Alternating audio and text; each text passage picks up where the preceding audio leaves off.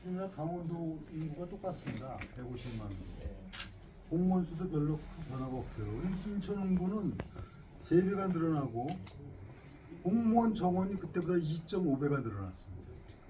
그러니까 이거는 비교가 안 되는 걸 비교하면 오전에 북극권 발전기 소속사님 말씀하셨는데 따라가지고 없어서 그런데 말씀하셨는데 보시면 매립지 보셨을 것 같아요. 마력지 문제는 네. 아까 그 기자분들 와서 그랬는데 그냥 여기 북부고 종합 발전 계획이니까 우리 뭐 세세한 걸 갖고 장하게 설명할 자리는 아니었는데 그게 원칙적인 얘기를 했죠. 이제 사자협체를 가동시켜서 그거에 따라서 이제 이 문제는 풀어간다. 사자협체 올해 안에 열리나요? 지금 협의를 하고 있어요. 일정 조율. 근데 그거는 이제 올해 만난다고 그 만나는 날 이게 결정되고 그런 건 아니에요. 지난번에 사자협체를 2014년도에 가동시켜갖고 제 기억으로 9차례인가 그걸 만나고 그럴 때 그게 사실 얼마나 어려운 과정이었어요. 그게 거의 1년 가까운 과정을 정말 시로서는 혼신의 노력을 다해서 2015년 상반기에 합의하는 거예요. 이것도 한 번에 이렇게 되는 건 아니고 다만 그렇게 사자 협의체, 사자 협의체를 구성하기로는 다 동의했고 이건 뭐 그 다음에 협의를 해나가는 과정에 저는 당연히 사자 협의체에서 합의한 것이 무슨 무효화된 적이 없잖아요. 무효화된 적이 없잖아요. 첫째 중요한 게. 그리고 추진되고 있잖아요. 뭐가 추진됐죠? 가상금 50% 붙이는 거는 실제 실행이 됐잖아요. 그 다음에 소유권 이동하는 게 왔잖아요. 그 다음에 진행을 안 하니까 안 된 거예요. 예를 들면 맵주관리공사 오는 거 당연히 해야 되는 거 아니에요. 멸종관리공사가 지방공사가 돼야지. 그럼요. 오늘 발표하신 그 UAM 시행장도 우리가 그렇죠. 그래서 그거는 이거 뭐 조금 전략적 판단을 저는 하고 있어요 지금. 그러니까 우리가 수순을. 그러니까 먼저 결정하신 것 같아요. 그걸 빨리 해야지. 그 수순에 대한 건 전략적 판단을 해야 되는 거기 때문에 이제 왜냐하면은 뭐 기자분들이라 제가 다 하여튼 그 수순이라는 건 중요해요. 역으로 먼저 결정하고 따라오게. 조병창 병원 건물 너무 갑작스럽게 철거한 게 인천시가 주체는 아니지만 아니냐는 얘기가. 그것도 이렇게 된 겁니다. 이미 내용은 다 알고 있어요. 보고도 여러 차례 받고. 근데 어저께 보고를 받아보니까 국방부에서 철거에 들어갔다. 그래? 그러면은 분명히 있다면 일단은 제가 어떻게 오후에 지침을 내렸습니다. 우선 이 문제에 대해서 이론이 있는 그동안 계속적으로 반대해왔던 주민 또뭐 반대 운동을 해왔던 분들이 있으니까 일단은 나는 모든 문제를 그렇게 풀어간다니까요. 자, 그러면은 이거를 주체는 국방부지만은 일단 철거 준비를 하도록 요청을 해라. 그리고 내가 이 얘기에 대해서 지금 알고 있는 거 외에 또 뭘 판단하고 생각해야 될 것이 있는지는 알아보겠다. 그 다음에 이제 철거 우리가 중지 요청지 철거하지 말라고 할 수 있는 권한도 없고 그렇게 되는 건 아니란 말이에요. 그랬는데 내가 이제 그 국장 과장한테 지침을 줬는데 지침을 주니까 과장이 전결로 공부를 거의 오늘 지금 확인한 거예요. 막 그러니까 또 민원인들이 왔어. 그래서 제가 얘기를 했지. 했더니 시장은 알지도 못하고 과장이 전결한 거 아닌가? 아닙니다. 내가 다 보고 받고 중지 요청을 하도록 해서 전결로 하지 그 다음에 뭘 시장이 결정까지 하려고. 그렇게 뭐다 다 이해했고 그래서 했는데 이제 거기서 위에 책임 있는 사람들이 지금 없대요. 전화하니까. 그래서 제가 이제 방안을 찾아왔고 내가 이제 보고는 내가 중지에 대한 거를 시장 차원에서 한번 또 얘기를 하겠다 이렇게 얘기를 해갖고 민원인들은 다 해소하고 돌아가고 그 과정에 항상 그래요. 저는 이런 생각이에요. 아까 저기 서구에 오신 분들도 느끼셨겠지만 저는 시장이라는 사람은 안 되는 걸 되게 하는 게 아니에요. 안 되는 걸 어떻게 되게 합니까? 어렵고 힘든 거를 풀어가는 사람이 돼야 되는 거죠. 그게 차이인 거예요. 근데 이제 공무원들 입장에서 자기 소관 업무에 대해서 아 이건 안 되고 힘들고 그러면은 거기서 그칠 수가 있지만은 시장은 어렵고 힘든 문제를 어떻게 정확하게 판단해갖고 이것이 어떤 방향으로 가야 될 것이냐를 궁극적인 최종 판단을 해서 풀어가느냐 이거지 결론적으로 안 되는 걸 하는 건 아니야. 근데 이 과정도 그래서 어떤 방안이 있는가 또 그 방법은 어떤 이해 설득이 있는가 이렇게 이 과정을 지켜보고 또 저하고 만나서 얘기하기로 했습니다. 오늘 다 좋아 저기 해소가 아니라 오해됐던 부분은 다 이해를 했어요. 어떤 문제에 대해서도 제가 피해갈 일도 없고 어떤 누구도 안 만날 이유가 없습니다. 그렇게 하지 않았어요. 앞으로도 그럴 겁니다. 아 왜 안 만나고 왜 피해갑니까? 다만 끊임없이 이해시키고 노력하고 또 이렇게 가도록 내가 지금 여기 그 우진 씨하고 제가 몇 번 갈 때마다 격려하고 그래서 항상 고맙게 생각해요. 근데 하여튼 이것도 풀어갈 겁니다. 결론으로. 그리고 뭐 뒤에 계신 목사님도 내가 다 만나고 하여튼 노력을 해야죠. 근데 이거는 큰 차이는 근본적으로 만나지 않고 그 다음에 내용을 파악하지 않는 거하고는 전혀 다른 거죠. 저는 정확하게 같은 것까지 노력한다. 하는 일도 많고 지금 코로나도 다시 재유하려고 하고 한국에 대한 힘을 대부분이 가을시장에 하면서 숙장도 불협급한 숙장이 아니냐는 것도 있는데 그거는 이제 우리가 시장 저는 일하는 사람이에요. 하여튼 뭐전 제가 이 직을 갖고 있는 한은 제가 역할에서 인천시 발전을 이렇게 나가야 되는데 이제 인천시가 좀 기자분들도 이제 그건 조금 생각을 하셔야 돼요. 우리 인천시를 너무 우리 스스로가 작게 생각해서는 안 돼요. 인천은 세계적인 도시로 만들어 가야 되고 이 글로벌 시티가 되기 위해서는 이제 마인드도 글로벌 마인드를 가져야 되고 또 그런 노력을 해야 돼요. 근데 제가 이제 그런 얘기를 하고 나서 그래서인지 모르지만은 이 국제적인 그런 일들이 많이 벌어지고 저한테 사실 여기 요청이 많습니다. 대외 업무 관련한 일, 그리고 또 현실적인 문제들이 있잖아요. 그래서 저는 이제 좀 세계적인 도시로 가는 이런 품격이 있고 그다음에 위상이 있고 그다음에 이것이 인천 발전의 동력이 될 수 있도록 하는 이거는 해야 돼요. 이제 이렇게 좀 뭐라 그럴까 이런 그 작은 무슨 대한민국이라는 울타리에만 연연하려고 하면 안 돼요.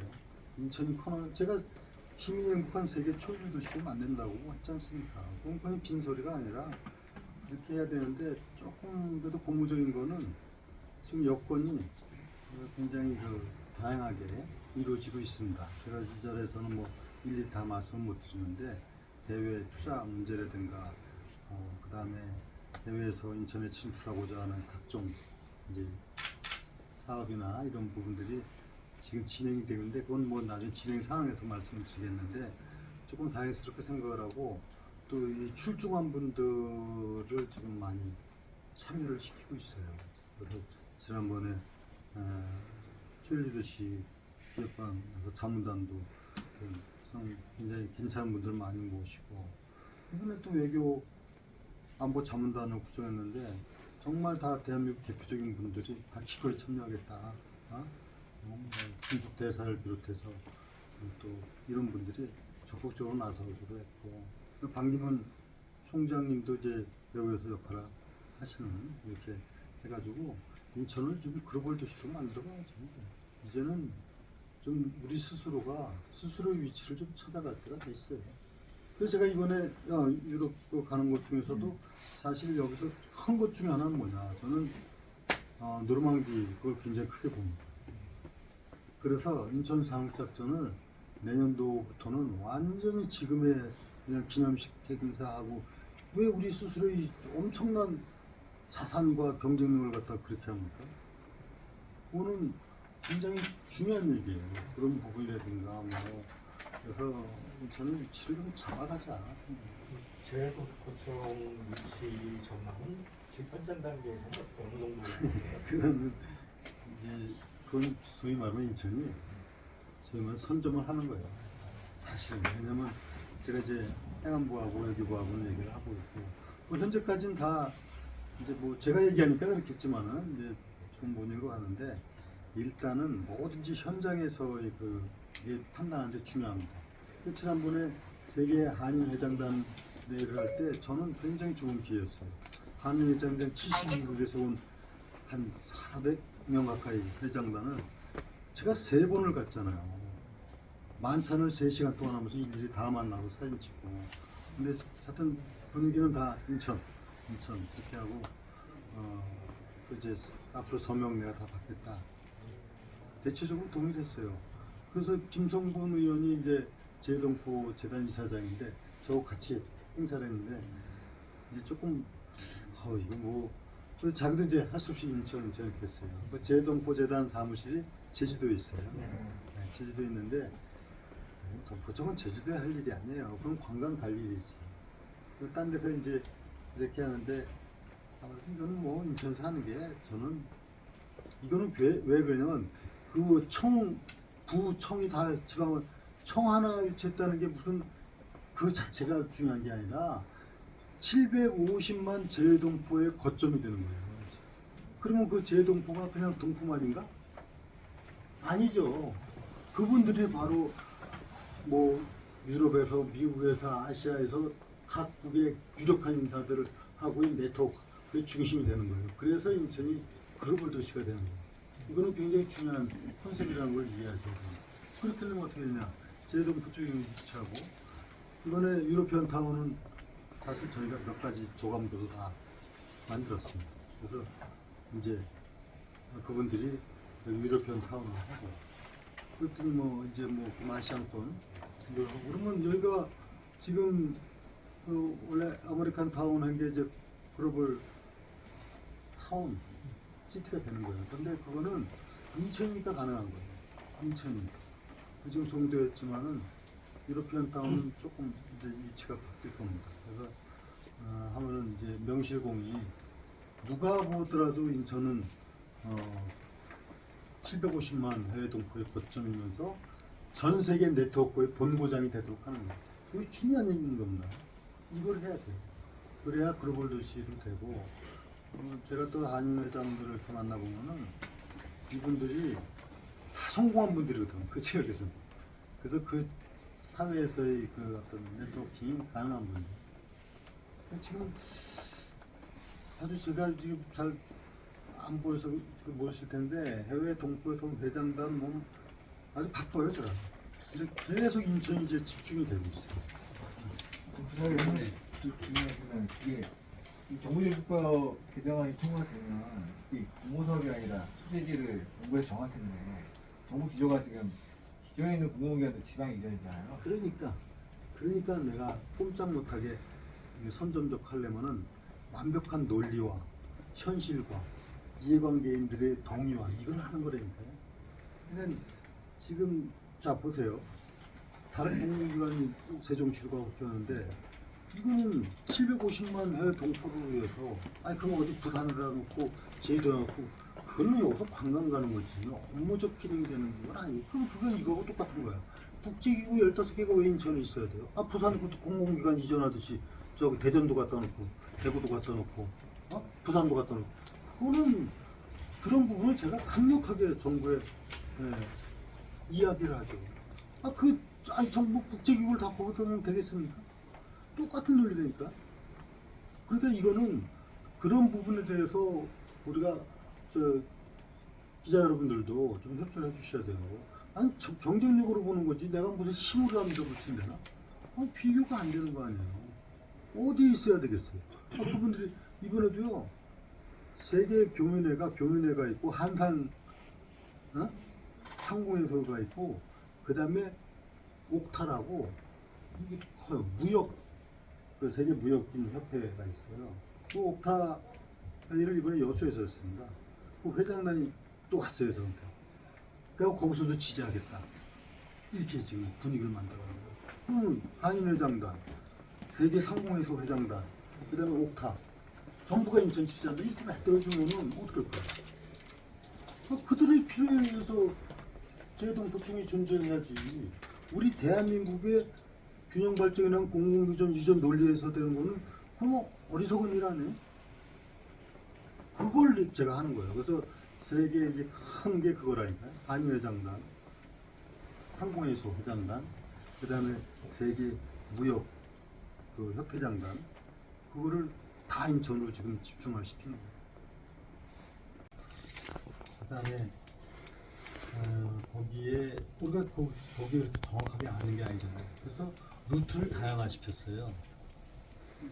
한일장단, 그 다음에 코투라, 그 다음에 거기에서 이런 기업 관련된 이런 분들이 있거든요. 그랬고 하여튼 전체적으로 인천에 대한 그걸 얘기를 쭉 하면서 관심도가 이제 꽤 생기도록 해서 아마 한 30여 개 기업들이 참여하는 것 같아요.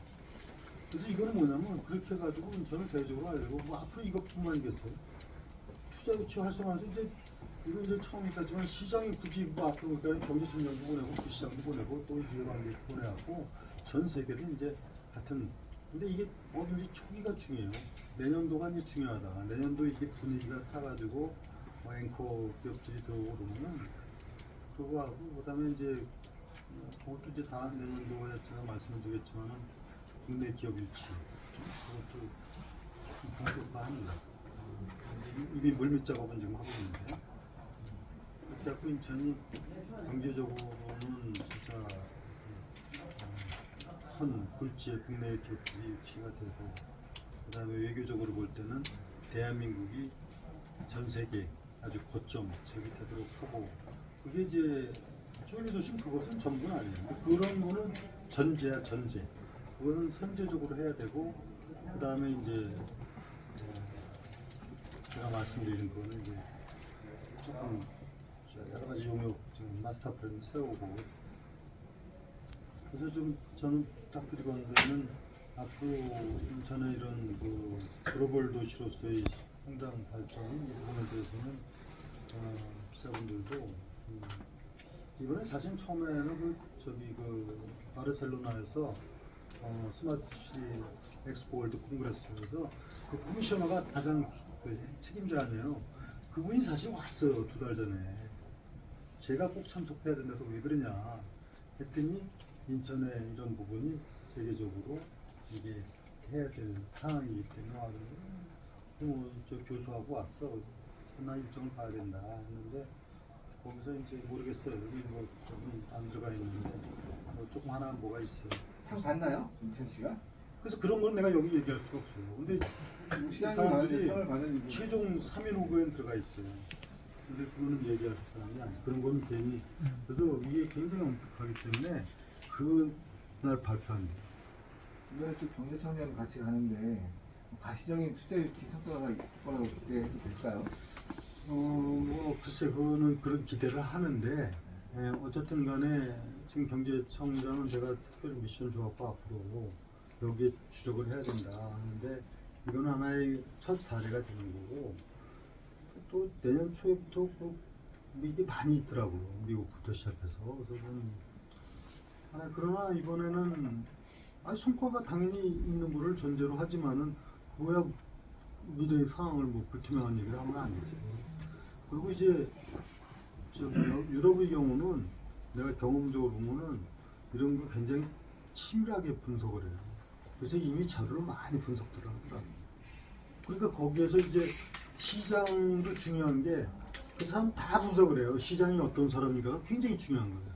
시장이 어떤 정도의 정치적 비중이냐, 시장이 어떤 의지를 갖고 있느냐 이런 거를 그 사람들도 다 분석을 합니다. 그래서 누가 가느냐에 따라서 참여하는 기업이 전혀 달라져요. 근데 그거는 어디든지 마찬가지야. 외국에 가면은 거기 우리하고 똑같아. 어디 누가 시장이 오든 뭐 누가 오면은 저도 다 보고를 하잖아요. 그럼 그 사람이 어떤 경력과 어떤 과정을 거친 정치인가 이걸 다 보는 거예요.